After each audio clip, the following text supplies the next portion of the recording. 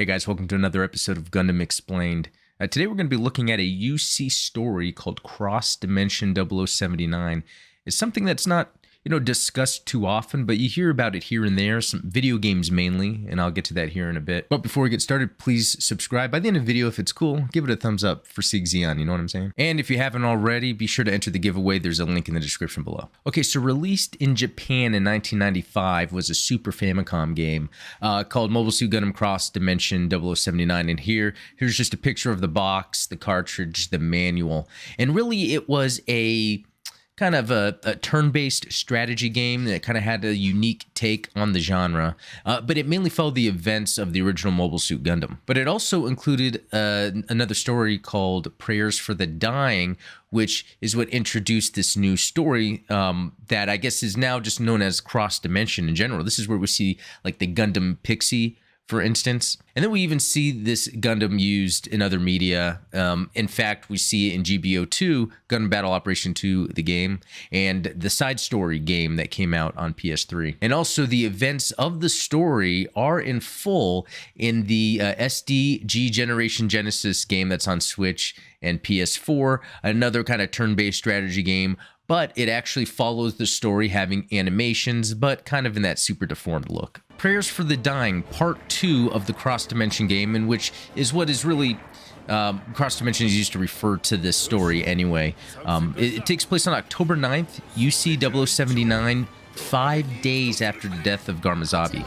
The Wolf Guard team, a Zeon Special Forces unit mostly made up of former criminals, were separated from the main force after they were defeated by the Earth Federation's Silk Road counterattack, Operation Desert Dragon. Lost in the Gobi Desert, they eventually discovered the Albatross base, a Federation supply base, and attempted to raid it for supplies. This failed save for ammunition. However, after inflicting damage on the base, they discover a Gundam, the RX-78XX Gundam Pixie. They failed to capture it. However, after seeing it in action, they made repeated unsuccessful attempts to capture the mobile suit. These attempts end poorly for the Zeon as the Gundam Pixie proves itself a far superior mobile suit to even the Wolf Guard leaders MS-08TX Ifrit, and this is something that's featured in Gundam Battle Operation 2. Meanwhile, Captain Bork Cry, yes, that's his name, just a typical Gundam name, at the Albatross base was forced to deal with his obstructive superior, Noct Gaddish, who refused to have him pilot the Pixie and forced him and his team to pilot gun cannons, which were unsuited for close combat, despite already suffering heavy losses. During an attack by another group of Zeon stragglers, Bork piloted the Pixie against order and fought them off. Reluctantly, Gaddish allowed him to continue piloting the Pixie, but only after humiliating him and having him lick his boots. And you can kind of see this back and forth go on during the SD Gundam Generation Genesis campaign. In the end, the leader of Wolfgar, Henry Boone, attempted a desperate strike on the Albatross base in his Ifrit as Gaddish and the base staff were preparing to evacuate.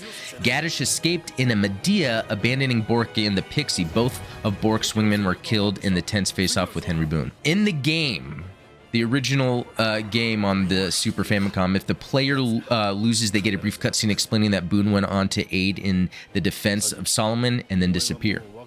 If the player wins, they get a cutscene wherein Bork Cry finds Saki Graham, a Zaku pilot under Boone's command who escaped her MS before it exploded. He helps her up, and together the two limp through the desert back to the now deserted Albatross base. The game ends with the words, "To be continued." So again, this is during the 1-year war right after Garmazabi's death, and it takes place in the Gobi Desert, this region here, north of China. So hopefully this gives context to the location compared to other side stories during this same time. So the main character, Bork Cry, yeah, and I would cry if that was my name indeed. Age 28, birth date 0051. So he used to be a fighter pilot, but due to his insubordinate attitude towards the superiors, he was transferred to the base in the Gobi Desert. So that almost seems like not the place you want to be. And I really think, this and with other side stories during this time on Earth, it seems to be just stragglers of the Zeon remnants trying to either get back with the other Zeon troops or just escape Earth. And we kind of see that as kind of a common theme with these side stories. Now, he was the one complaining about using the gun cannon, saying that they're not sufficient and pushed to be able to use the Pixie. Obviously, the Gundam by that time is known to be the mobile suit you want to use in a battle like this. So luckily he was able to get his superior to agree with him. And so this is the Gundam Pixie, the RX-78XX Gundam Pixie. First time I ever heard about it was actually from GBO2. It's very cool. It seems to have dual wields beam sabers. And they seem to be two small ones. Let's see, armaments here, beam dagger. Yeah, there you go. As this unit was designed with an emphasis on melee combat, it is equipped with proprietary beam dagger as its primary close combat weapons. The beam daggers can be used as throwing weapons and are stored on the side skirt armor when not in use. You know, another interesting thing about this Pixie is the decal, the heart with the arrow through it. That's something that's kind of unique with it. You know, another thing here that we'll see a common theme with these side stories is when we get to Battle Operation Code Fairy, which takes place near the end of the One-Year War, some of the pilots from Code Fairy will pilot suits. So, for instance, Lilith Aiden, who is in Code Fairy, piloted the Pixie. And so just a little bit more background, a variant of RX-78 series, the Gundam Pixie was a high-performance, close combat ground force mobile suit created by the Earth Federation forces for use by their ace pilots during Operation Odessa. The Gundam Pixie was significantly lighter than its RX-78 brethren due to removing the core block system and thrusters for outer space, and as a consequence is faster and more agile. It also possessed enhanced apogee motors, which allowed it to achieve burst thrust exceeding that of the RX-78 too. However, it is relatively lightly armed with head Vulcan guns, a conventional shell-firing submachine gun, and a pair of small beam daggers. Now, for the Zeon, on the other hand, is the MS-08TX Ifrit, which is in Gundam Battle Operation 2. That's how I came to know about it. Again, first appeared in this SNES game. So here's some cool artwork of it, actually. I kind of like that old school style artwork. Here's the back. I guess another style there. That's saying Ifrit Schneid, so that might be something completely different. I guess it's a variation on it. Oh, here's some cool artwork showing the Zeon troops involved in the suit right there. Okay, a prototype ground mobile suit developed independently by Zeon's Earth Attack Forces, as shown by its model number. The Ifrit is positioned between the MS-07 Goof and the MS-09 Dom. Like the Goof, it specializes in close combat, but unlike the Goof, which is more of a technical fighter, the Ifrit is more of a power fighter, pushing its high thrust and high output to the forefront. Furthermore, while the Goof emphasized fixed armament, the Ifrit uses specially developed handheld weapons. And for some history on it, one of the Ifrits produced was piloted by Captain Henry Boone, leader of the Zeon's Wolfguard team, who commanded Operation Desert Dragon to overtake the Albatross transport base in the Gobi Desert. Another Ifrit unit was piloted by Captain Doug Schneid of Zeon's Marcosius Regiment. Doug Schneid's Ifrit was painted in his custom purple colors and equipped with armaments to fit his combat style. Doug Schneid's Ifrit survived the One-Year War and would fall in the possession of Zeon remnants, who modify it further over the years into the MS-08TX S Ifrit Schneid. So to get a look at that real quick, that is that. And now, is that what's in Unicorn, perhaps? Yeah, Unicorn. Yeah, so very cool. Okay, other known Ifrit units include the MS-08TX Exam Ifrit Custom, a highly customized machine piloted by Zeon Ace Pilot Major Nimbus Schertzen, as featured in Mobile Suit Gundam side story The Blue Destiny. That's another side story I'll be covering here shortly. In Mobile Suit Gundam Battlefield Record 0081, another heavily modified Ifrit unit, the MS-08TX and Ifrit Nock, was seen piloted by Captain Eric Blanc, or Blanquet, a member of the Invisible Knights. Now, that's the unit I'm familiar with in Gundam Battle Operation 2. It's a raid. It has the kunai that it uses. Very cool. Another unit was modified by the Noisy Fairy Squadron into the Ifrit Jaeger. Jaeger. So yeah, this is what I was talking about with Noisy Fairy from Code Fairy, and here's the pilot of that. So we can see there's a reuse of these units. So, you know, looking back at previous side stories, I like how it ties into this new recent side story, Code Fairy. All right, but when it comes to that Ifrit, here's the pilot, Henry Boone. He was originally part of Cecilia Zabi's personal guards, but was accused of attempting a coup during the Battle of Loom by an anti-Zabi loyalist and immediately demoted. Now, that's a pretty interesting story right there. The wounds on his face are traces from the interrogation at that time. He is a calm and collected person with good analytical skills, but he is always looking for a fight.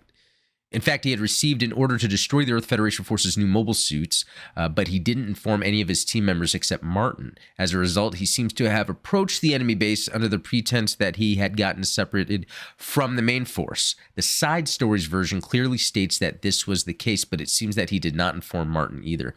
Eventually, he goes toe-to-toe with the RX-78XX Gundam Pixie. And so, despite his appearance, he's age 34. During the time of that, seems to have a lot of gray there, but hey, you know, you could have gray hair at any age. Unless it's supposed to be more of a purple hue, maybe. Which, hey, animes do that all the time. So another main character on the Zeon side is Saki Graham, and now that ending, we see that for Prayers for the Dying on the Super Famicom version of Cross Dimension, there's like multiple endings, and it has to do with this character, Saki Graham, and the main character, Bork Cry. Saki has excellent information analysis skills and plays a secretarial role for Henry Boone. She is also highly skilled at piloting mobile suits, specializing in tactics that take advantage of her mobility. So, influenced by her older brother who was killed in the Battle of Loom, Saki aspired to become a Special Forces officer. Initially, she volunteered for the Rambaral Corps, but was assigned to the Wolf Guard team instead. Because of this, she was the only member of the team who was not a criminal. So remember, a lot of this Wolfgar team are former criminals. On October 9th, UC-0079 Saki and the rest of the Wolfgar team was cut off from the main unit until after the defeat at Odessa and became lost in the Gobi Desert. Just as they were running out of supplies, they discovered a Federation base in the middle of the desert and raided it. So that just goes along with the story about this. So after Captain Henry Boone's MS-08 TX Ifrit was defeated by the Gundam, she was found by the Gundam's pilot, Bork Cry.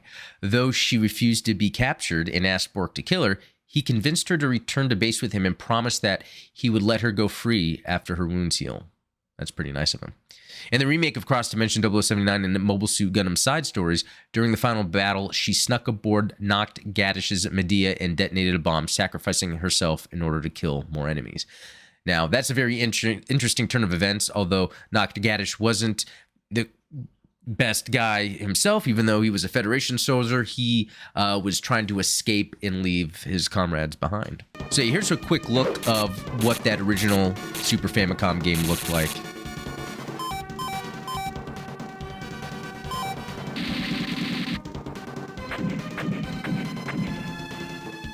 All right, and there's the daggers in action.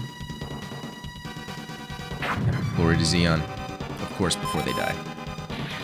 And then so lastly, what I brought up here a little bit is this Mobile Suit Gundam side stories. It's a PS3 game, and it actually is a collection of a lot of the side stories in UC through the years that are usually brought up in video games. But this is actually made by the same team that made Battle Operation 2.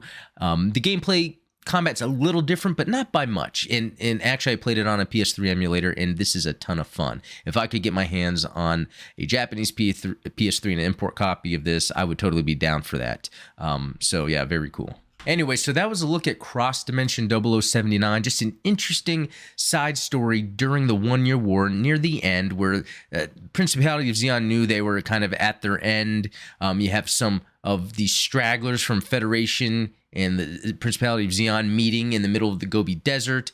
And here we see a prototype unit, and the Zeons wanted to take it out, but in the end, the Federation with their prototype unit, Gundam, ends up winning. Kind of a similar thing we see a lot, but at least we get introduced to some new characters, and we get introduced to some new mobile suits that have continued on in other series. But anyway, thanks for watching. Please like if this is actually a cool video, and we'll talk later.